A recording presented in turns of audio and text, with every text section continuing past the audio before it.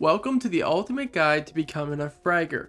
We're going to be covering everything that goes with being a fragger, and by the end of this video you should be able to out-frag clicks. If this video gets 50 likes, I'll start the ultimate guide to becoming an IGL. First, let's cover the characteristics that goes with being a fragger. So fraggers are players that are heavily mechanical. They have a very fighting oriented playstyle. They're active listeners, they're highly aggressive, and they have amazing in-game awareness. So let's break down each one of those and just get a deeper look on what they actually mean. Everyone knows that the fraggers are usually the players in a team that are the most mechanically gifted.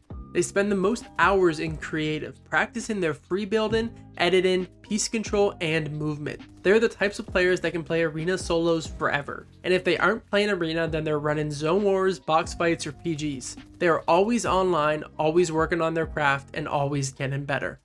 Fraggers are the best fighters on a team. These players are the most comfortable at fighting. They are hyper aggressive but also smart. They don't just brainlessly hop into a box. They wait until they have an advantage and then use all of the up-to-date tricks to pressure their opponent and win the fight. Fraggers are not only good at being aggressive, but they can also play defensively. They know when to go for a shot, when to heal, and when to turn a negative situation into a positive outcome. They are skilled enough to easily flip the switch between playing aggressive and playing passive. An underrated skill that is often completely overlooked is being an active listener. This is kind of like awareness, but just slightly different, so hear me out. Being an active listener means that you are always listening, not only for the sounds of the game, but also to the communication from your teammates. The team that plays on the same page, that listens to one another, and that plays off of each other is often the team that ends up winning. If you find yourself constantly missing callouts from your teammates, or that in the heat of the fight you stop speaking or stop listening,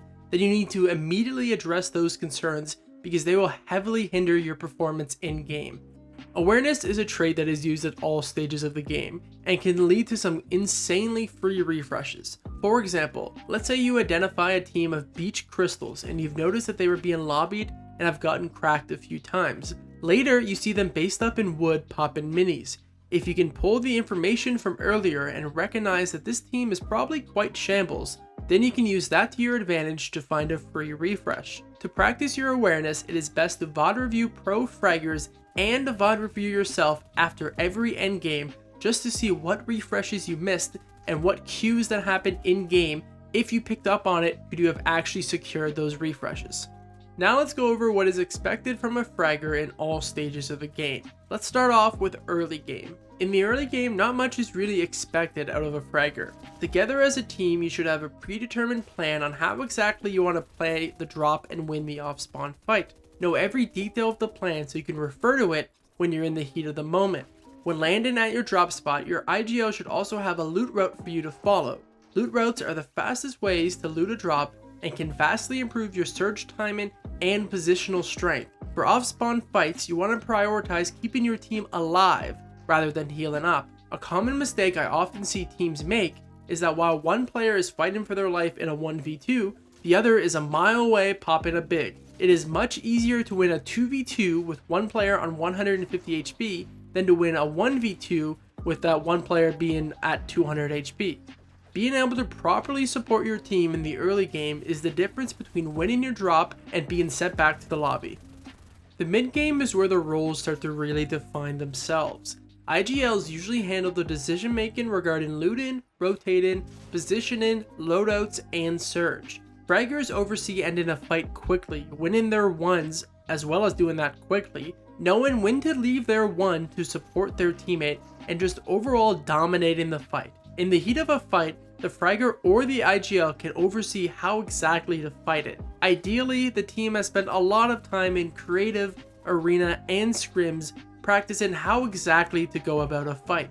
Finally, the endgame. This is the biggest stage of the game for a fragger. IGLs are usually the ones tarping and the ones making the decisions in the heat of the moment. Fraggers must be sticking to their IGL and have the ability to take over the tarp when need be. The most important thing fraggers can do in the endgame is to find a refresh. This can be done in tons of different ways.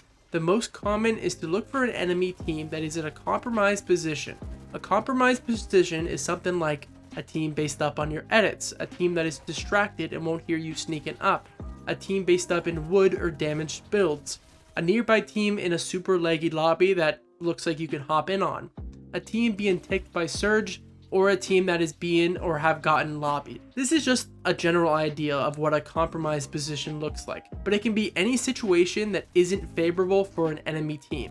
When you have found a refresh, it is important that you communicate that to your team. Here's a common mistake intermediate or beginner fraggers do. While their IGL is tarping forward, staying ahead of zone like they should be, the fragger finds a refresh in the back of the tarp. They go for this refresh, they get the elimination and get the materials, but when they return to their tarp, they get eliminated because another team had sneaked in. A solution to this problem is to call your IGL to come back with you to secure the refresh together. This way, if a team does enter your tarp, you have a better chance of fighting them together rather than alone. So please communicate everything that you are doing.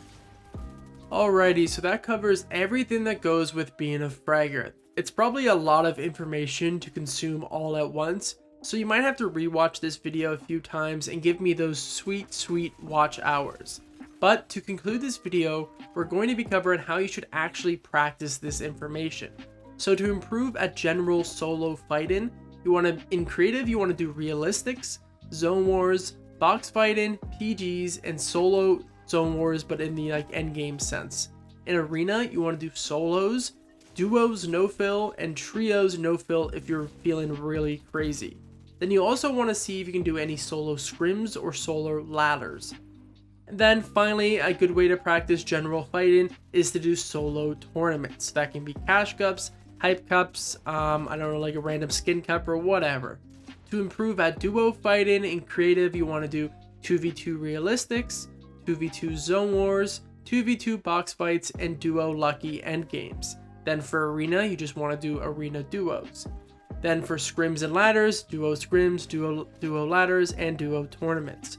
To improve at trio fighting, we have creative 3v3 realistic, 3v3 zone wars, 3v3 box fight, arena trios, trio scrims, trio ladders, and trio tournaments.